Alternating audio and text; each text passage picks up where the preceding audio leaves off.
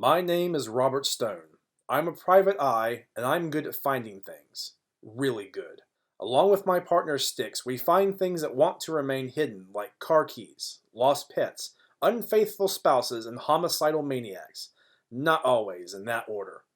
We are detectives for hire in the sprawling metropolis called Freedom City. Here in our case files, you will find magic, monsters, mystery, and mayhem.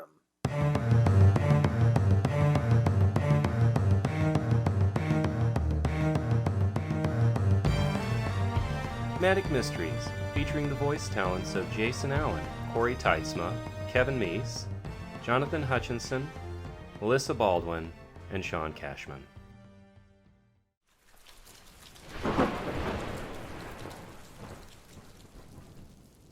The Case of the Ghost and the Rubber Chicken. It was a dark and stormy night. The kind of night where a sane person sits at home, cozied up with a blanket in front of the fireplace, sipping hot chocolate and getting lost in a good book. At least that's what I would like to be doing. Instead, Styx and I were at the office taking care of and filing our paperwork. And by taking care of, I mean folding them into airplanes. And by filing, I mean taking turns throwing them into that hole in the wall. Technically, we aren't really sure where that hole goes. The former tenants, Dick and Jane, were accountants, and they left things in a bit of a mess. The mirrors sometimes drip blood. There's a pattern on the carpet that periodically rearranges itself to form swear words, and the hole does not actually connect to the other side of the wall, but to a gaping maw of darkness. We tend to toss boring or otherwise incriminating documents into it, and we never see them again. Right now, a pile of crumpled planes had been growing on the floor just underneath it. Score! I got another. That's 5 for me and 4 for you.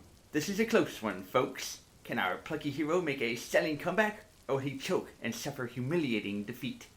What do you mean defeat, Styx? I am the playing master. Observe. And now we're tied. Lucky shot. The rain beat a steady drum on the windows, and the regular rumble of thunder almost made us miss the knock at the door. Could you get that? Who could be knocking at our chamber door? 'Tis the wind and nothing more. That's the hallway door. If its wind is really persistent. Never mind, I'll get it.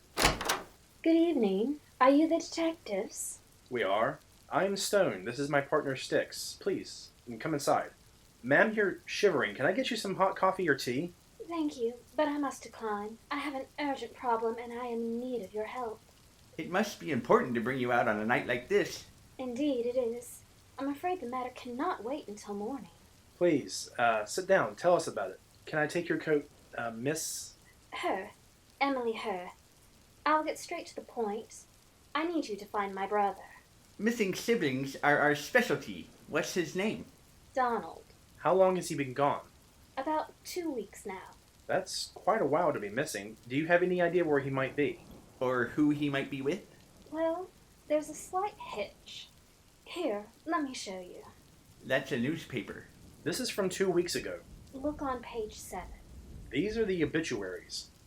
Let's see here. Donald Hurth, age 54, owner of the Blackraven Haunted Mansion and Joke Shop, passed away this weekend. Terrence Hurth, brother of the deceased, discovered the tattered remains of his brother's clothing in a crocodile pit upon opening the mansion early Monday.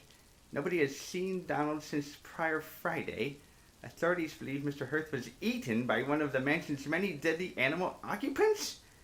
A closed casket funeral will be held Thursday. So, your brother is dead? It does appear that way. My brothers are both eccentric. They kept a lot of dangerous animals in their home, but they were always very careful and trained them well. I want to know what really happened to him. Did the police find anything suspicious? No, they believe Terrence's story, even though he stands to benefit the most from this. He and Donald co-owned the Blackraven Haunted Mansion and Joke Shop. They started it together. In public, they appear to be the best of friends. But in private? In private, they don't talk much. In truth, they don't really like one another. Terrence ran the marketing and business side, while Donald handled the daily operations. Donald loved the joke shop, whereas Terrence wanted more of the horror element. They always argued over it, and over the years that arguing has become worse and worse. Do you suspect foul play? I don't know. Well, this is gonna sound silly. I like silly. Lay it on me. Well, the haunted mansion has been closed for the week after Donald's funeral. It only just opened up again. Have you ever been in one? I'm assuming you mean one of those places with plastic bats hanging from the ceiling, fake skeletons poking out of the walls, and actors in bloody makeup jumping out from around the corners with knives trying to scare you, right? That's it. Well, there's usually a sound system playing with thunder and lightning, moaning, witches' cackles, and that sort of thing. Ah, mood music. Well, underneath all of the random scary sounds, I swear that I could hear Donald's voice calling for help. It's probably just part of the recording. He did own the place, after all. No, that's not possible. Donald didn't get involved in the scary stuff. He was, how would you say, a bit of a fraidy cat. He jumped at his own shadow.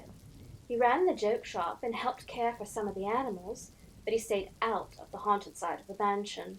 Also, I've never heard his voice in the sound recordings before. Do you think it could be his ghost? Maybe. They never found his body. I think something else may have happened. I fear something dreadful. I'd say that's a pretty far-fetched theory. Have you told anyone else? Just you two. So you come here during the worst storm in years to hire us to find out what really happened to your missing brother, who was supposedly killed 2 weeks ago by a ravenous crocodile? That about sums it up. Sounds like fun. We can take a look first thing in the morning. No! You have to come tonight. Tonight? In this weather? There's a party tonight elsewhere, and the house is closed. You could search the mansion without attracting unwanted attention. It's the perfect time. You would have a complete run of the place. I don't know. I don't have much in the way of money, but you can have this pendant. Please, you are my only hope. Is that gold? I believe so, yes. We'll get our umbrellas. Rest assured, we'll get to the bottom of this mystery. Thank you so much. We took a steam car to East Elm Street. Emily was silent during the trip. She looked pale and distracted. Her eyes had those dark circles that suggested she hadn't gotten much sleep lately. She clutched her shawl close and shivered from the cold. Styx, in the meantime, was digging through a bag of odd instruments, and the silence left me alone with my thoughts, which were as dark as the streets around us. My instincts were screaming something wasn't right about this whole story. Did Terrence Hirth really kill his brother and use the crocodile as a scapegoat? How was Emily able to hear her brother's voice through a din of monstrous screams and organ music? Are we chasing ghosts? Why did we agree to accompany a young lady to a haunted mansion in the middle of the night during one of the worst storms to assault our city in years? It felt more like a bad dream, or one of those stories you hear around a campfire where people in more comfortable surroundings question the foolishness of the main characters. Were we about to walk into a trap? Would our tale tonight be a warning for others about accepting odd jobs from mysterious women during storms?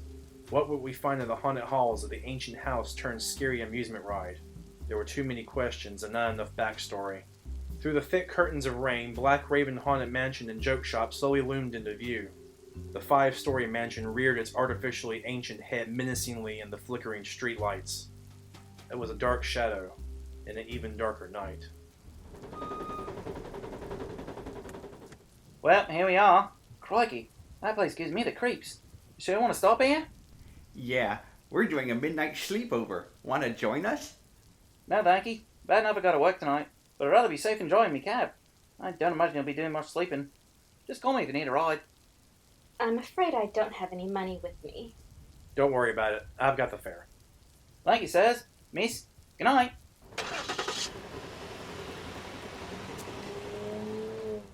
I love the gargoyles. They really match the vases of dead rose bushes. Place looks closed. Let's try the doorbell. Nice. Panicky, but not too hysterical. My brother always left a spare key in the cup under the second tombstone there. That seems a bit too out in the open. Wasn't he afraid someone would find it? How many people do you know would stick their hands in a cup sitting on top of a grave? Point taken. Ah, here it is right here.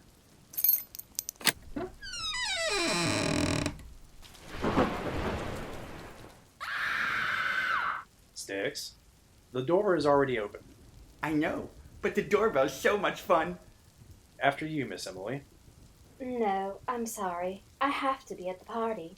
I'm already quite late. I see. So we're on our own? I'm afraid so. Yeah, will you cut that out? Good luck. But the cab already left, and she's gone. Well, buddy, it's just you, me, a creepy house full of ghosts, and a pack of dangerous animals that have probably killed one guy already. Just another Tuesday. Okay, so shall we do the stupid thing and split up so we can scare ourselves silly? I don't see why not. We'll do more damage that way. Let's do this. Welcome, honored guests, to Blackraven Manor. On behalf of my master, I am so pleased you could join us this evening. I am Pennyworth, the butler. That's nice. At least we get a recorded tour.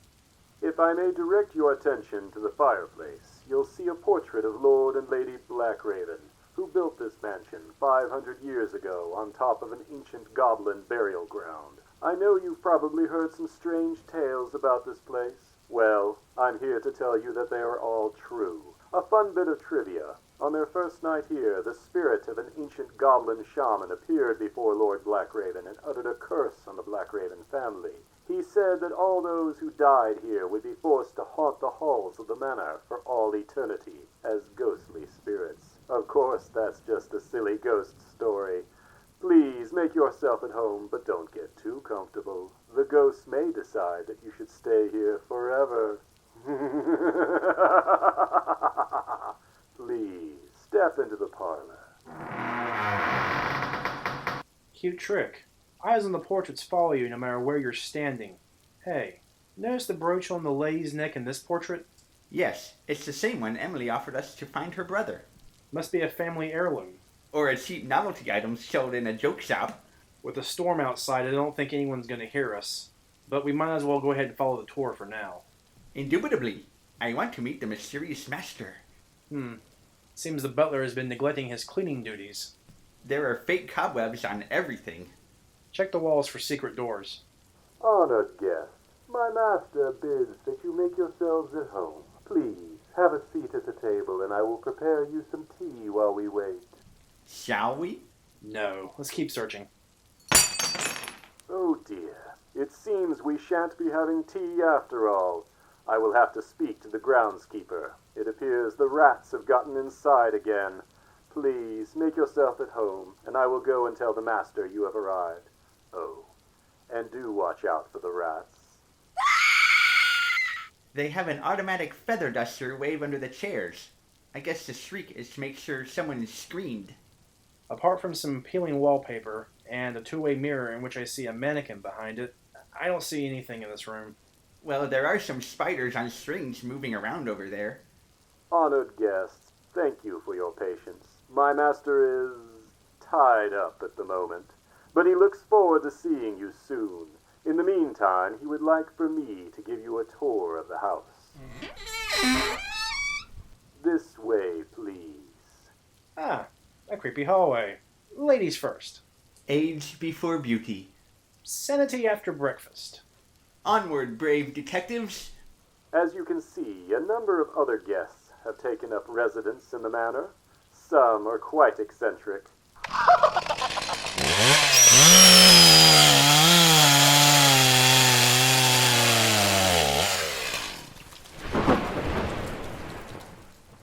Did you hear that? Thunderbolts and lightning. Very, very frightening. No, I must have imagined it. The library features an impressive collection of books and ancient trinkets collected from the 5 corners of the world. Observe the Kardashian sacrificial knife that literally drinks the blood of its victims. And the hunting drums of the Eastern Kobayashi clan, which only sound when death is imminent. I rather like the floating books in the background. The headless cat is a nice touch. Next room, please.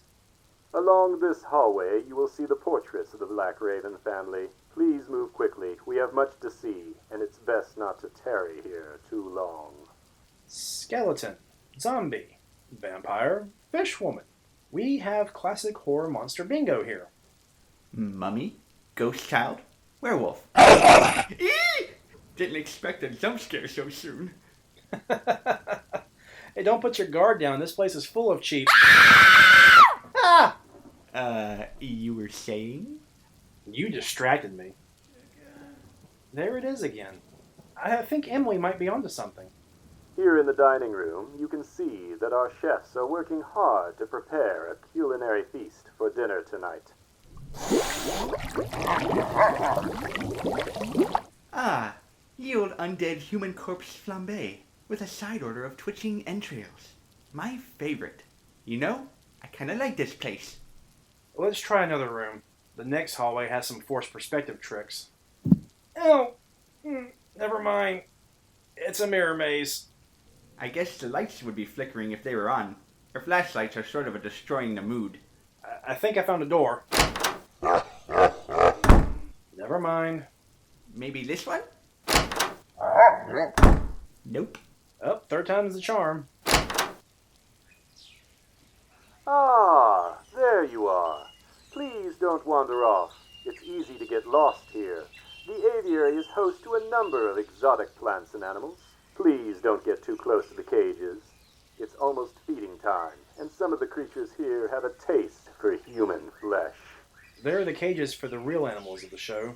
I guess they moved them to another pen when the place is closed. Here's the alligator pit where they found Mr. Hirth. They left the police tape. Good move on their part. Makes the room even creepier. I hope you've enjoyed the tour so far. Is everyone still here? Is everyone still in one piece? Good. Our next trip will take... Storm's getting worse. I think it just knocked out the power. Aw, and I wanted to meet the mysterious master. We'll have to continue our search without the charming butler. This should make things easier. The next hall leads to stairs going up, but I see a service door over behind the giant rubber flytrap with fangs. You head upstairs. I'll check the employees only area. Okay, if you find anything, scream like a rabbit mongoose. What does that sound like? No idea, but I wanted to hear you try. Let's meet back at the entrance hall in about 30 minutes. I slowly crept up the stairs, which creaked loudly no matter how softly I stepped. The banister was carved wood, and a leering gargoyle peered at me every couple of feet. I could still hear the storm raging outside. Apart from my trusty lantern, the only other light came from lightning outside. No creepy recorded butler, no organ music, just the sounds of an old house swaying in the wind and a steady patter of rain on the windows. Somehow, that was even scarier than the haunted show the guests normally receive. The first corridor loomed before me. I could feel my heartbeat thudding in my chest. Dark shapes with clawed hands stretched out from every corner. I rolled my will save. I guess I must have succeeded because my feet carried me deeper into this carnival of horrors. First room. Nothing but a giant stuffed three-headed wolf in a cage. Second room. Bats hanging from the ceiling. Checked the walls. They were clean, relatively speaking. Found a vomit bucket in the corner. I rolled my constitution save. Third room. A clown with a hatchet greeted me at the door. Not even going in there. I just shut the door and moved on. Fourth room. A fancy bedroom. A large canopy bed stood on the far side of the room. I saw movement from behind the curtains. Slowly I stepped, inch by inch, over to the bed, and I thrust back the sheer fabric. Now I've observed some violent crime scenes in my time. This one was a work of art. The blood splatter, the severed heads, all of it aesthetically placed for maximum gross factor. Nicely done, but clearly fake. A real murder scene smells bad. All I could smell was some wood cleaner with a slight hint of lemon. I looked down the hall. 2 more rooms to go. I opened the door to the next room, and a fancy, old-fashioned grand piano stood in a corner, along with a few other instruments that probably played when the door opened. They sat silent and forlorn. Above me, suspended by black thin wires, were a bunch of ghostly dolls frozen mid-dance. Hello? Who's there? No response. I investigated every corner of the dance hall. If there was a secret door or hidden compartment here, I failed my search roll. That only left one, final door in the upper hallway. This one looked different from the others. Instead of being made with hard wood full of ornate carvings, this door was stone. A sign in front of it read, "Under construction, do not enter." I ignored the sign. The door swung easily at my touch, revealing a short corridor with a dusty floor. I stepped into the room and noticed hieroglyphic markings along the stone walls. They read, "The ant dances orange sky with river foot dream." Whether this is one weird riddle or the markings intentionally made no sense, I'm not sure. My ancient runes might be a little rusty too. I was pondering the meaning of the words when the floor gave out below me. I mean literally gave out. A trapdoor swung open right beneath my feet, and yet I didn't fall. Instead, I hovered over a black gaping maw of darkness as if floating. Neat trick. I must have triggered some sort of pressure sensor, and the floor must be some sort of glass. That would probably make the visitors scream. I may have screamed a little bit, but I generally succeeded at my will save. I walked the rest of the hall towards a large door above which hung a sign. It was a recent addition. The old sign, which read "Joke Shop," lay against the wall nearby. The new sign read "Mummy Room." The next chamber was a mess of 2 different worlds. Much of the joke shop was still there. There were shelves and displays of comedic artifacts, invisible ink, joy buzzers, smoke bombs, air horns, hair and skin color sprays, fake tails, demons in a box, and a whole wall of rubber chickens. Leaning haphazardly against the walls and displays were several giant sarcophagi, some stacks of fake stone wall, and bags of sand. Am not. I turned around and saw one of the sarcophagi shaking. It banged against a wall of rubber chickens. One of the chickens fell and rolled towards me, coming to a stop by my foot. Styx, the brave, approached the mysterious stone coffin and reached for the latch. With a quick swipe of his hand, he opened the sarcophagi and stared in horror at the wrapped skeleton grinning at him from within. The creature shuddered, and its rotted jaw dropped open. At this point, Styx reached into his reserve of courage, and finding it emptier than a keg of ale at a dwarf party, our intrepid explorer shrieked like a little child and ran from the room as fast as his legs could carry him. He just reached the end of the hall when he heard the click of a gun. Freeze, dirtbag! A haunted house is like buying a watch from a street vendor. It sort of looks real, but you both know it's fake. It has to be. You get a cheap thrill, but always with the knowing wink that the world is as it should be. There are no actual ghosts, and you can't buy a real Elrix for less than 20 smackers. Blackraven is one of the best horror plays in Freedom City. It puts on a good show and changes things up fairly regularly in order to encourage repeat customers. I think they even offer season tickets for the true macabre aficionado. Walking through the employees only door, I was pushing back the curtain, tracing the strings back to the puppet master. This is where the real magic happened, and it was underwhelming. Behind the walls of peeling wallpaper and dripping blood, I found an unadorned and rather dull corridor. It was like pulling back the magician's sleeves to find his hidden cards and discovering the magician had scrawny arms and poor hygiene. The passage had windows set in regular intervals, allowing you to see into the different horror rooms. There were a bunch of water pipes and some machinery, an office, a supply closet, and a smaller room in which I could see several wild animals sleeping in cages. I went into the animal room. The creatures inside stirred upon my entrance, but only the gremlin seemed genuinely interested in me. It stopped picking its nose.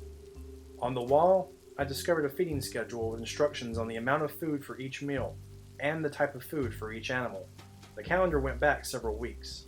The crocodile was crossed off the list last week, but had otherwise been fed regularly if this was correct. Interesting. The crocodile was fed once a week, and its last meal was 2 days before consuming dear departed Donald. I hung the feeding schedule back on the wall. There were 5 cages in all, a tarantula, a large snake of some sort, a doleful-looking wolf, and a gremlin that had returned to picking its nose. The last cage was labeled crocodile and was empty. I left as quietly as I could. The office had even less to offer with repair orders, plans for a new exhibit on mummies, equipment, food supplies, and other mundane administrative stuff. Of interest to me, however, was a folder on the employees. I discovered that Blackraven has a staff of 14. I skimmed through the files, but none of the names or profiles jumped out at me. I moved on to the supply room. It looked like a mad doctor's workshop with shelves of body parts and bottles of fake blood. One of the blood bottles was half empty. There was also a respectable supply of mops, cleaning fluids, and other maintenance equipment. Everything appeared to be in order, nothing seemed out of place. I returned to the office when it happened. Who's there? The noise seemed to be coming from one of the air vents. I found a screwdriver in the supply room and opened a grate. I shone my flashlight at the vent and caught movement. Something was falling towards me. It was a rubber chicken. I picked it up and felt something wet. Turning the chicken over, I noticed there was blood. Fresh blood on the bottom that formed letters. My hands had slightly smeared it, but I could still read the word. Help. Don't move! Yeah, don't do that. I'm Officer Knotts. Put the weapon down, slowly. It's just a rubber chicken. Don't you try anything funny. I honestly think it's too late for that. Nip it. Now you just come with me, and don't make any sudden moves. Fine, let's go. Hi, welcome to the party. I found this one up in the office. Up to no good, I suspect. Robert, you'd better have a very good explanation. I've been talking with Styx, That was your first mistake. and he isn't making a lick of sense. Just some sort of mumbo-jumbo about a ghost and a mummy. I'm about to arrest you both for trespassing. And you should. Evening, Chief. I take it you, sir, are Terrence Hirth? Correct. And who are you? Robert Stone, private investigator. This is my partner, Styx. Hello. I didn't hire any detectives. Why did you break into my house? Technically, we didn't break in. We used the spare key hidden on the tombstone beside the front doors. Regardless, I demand that you arrest these men, Chief. Not just yet. We are here to stop a death. Wait. I thought we were here because of a death. You two better start talking straight real quick.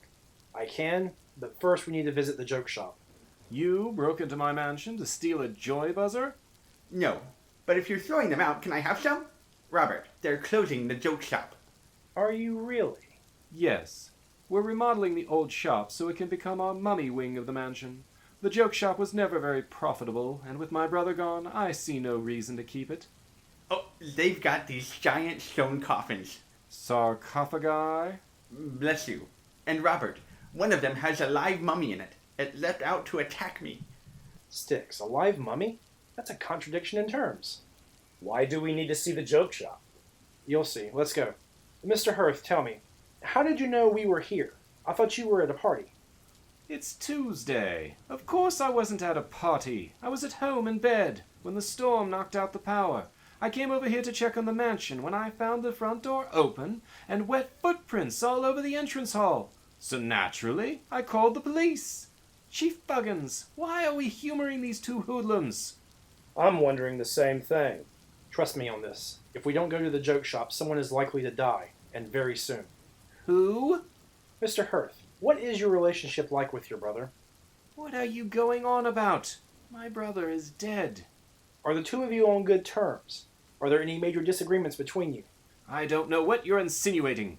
My brother and I were on good working terms with each other.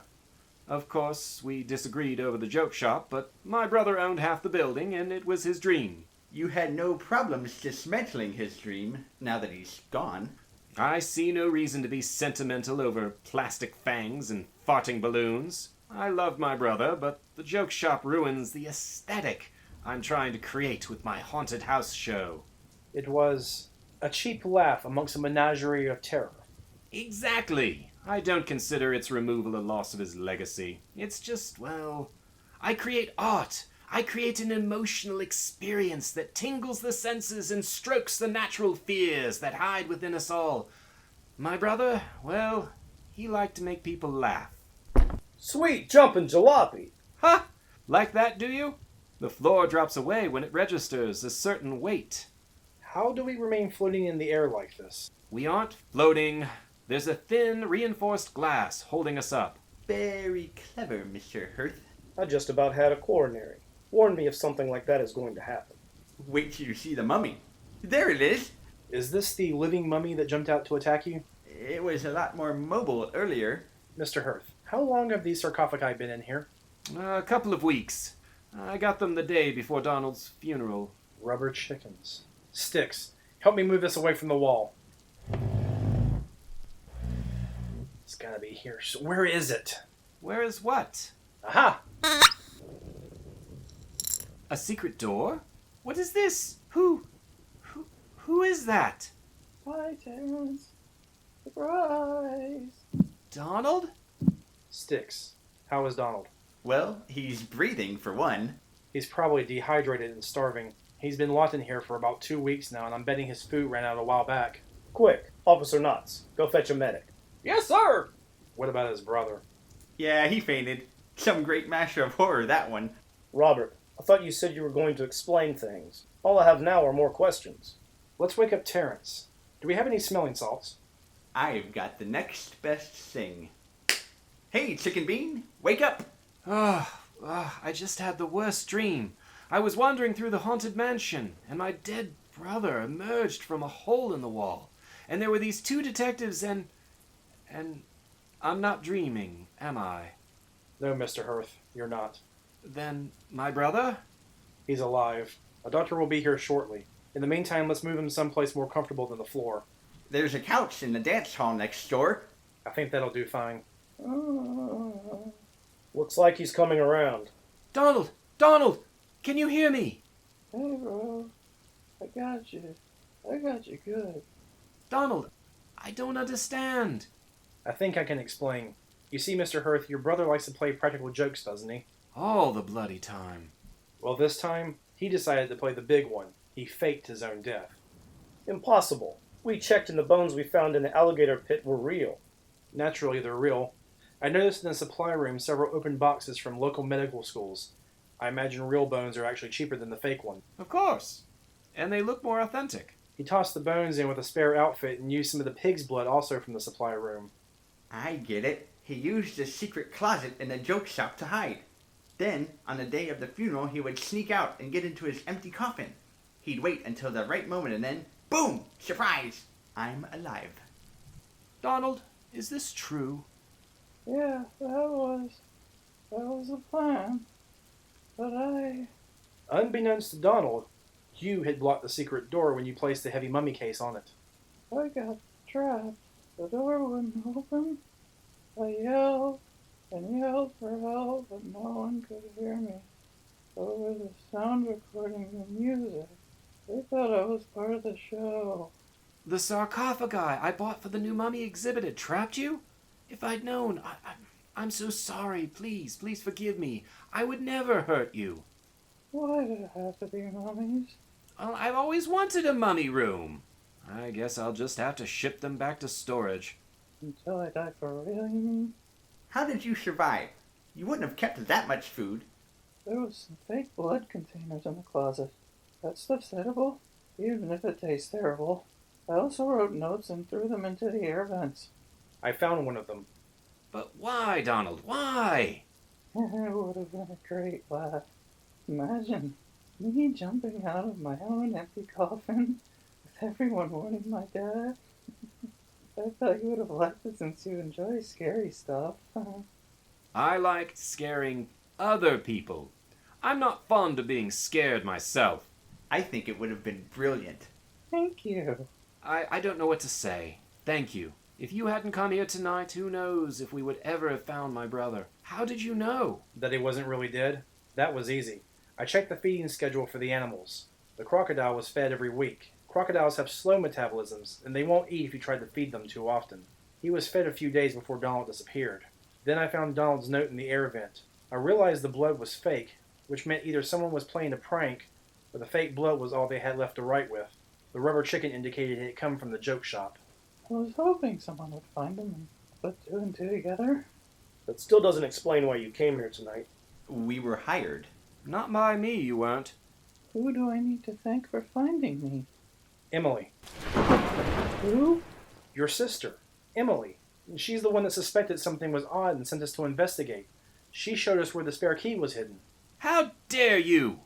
That's not even remotely funny. I don't understand. What's the problem? Yeah. Our older sister, Emily. Died 30 years ago. I swear to you, the young lady who hired us said her name was Emily and that she was your sister. I assume she was younger. Maybe it was someone pretending to be her. You have a picture of her in your office on your desk. There is a picture of Emily on my desk, but she couldn't have hired you. Maybe she's really alive, kind of like you were. That would be impossible. You see, 30 years ago our sister Emily was riding in a steam carriage. She was on her way to a party. It was raining hard. The carriage lost control and went into a deep ravine. There were no survivors. I remember. We buried her with her mother's necklace. She looked so peaceful. The ambulance is here, Chief. Right. Let's get these two to the hospital. I'll have Officer Knotts take you two home. To our office, please.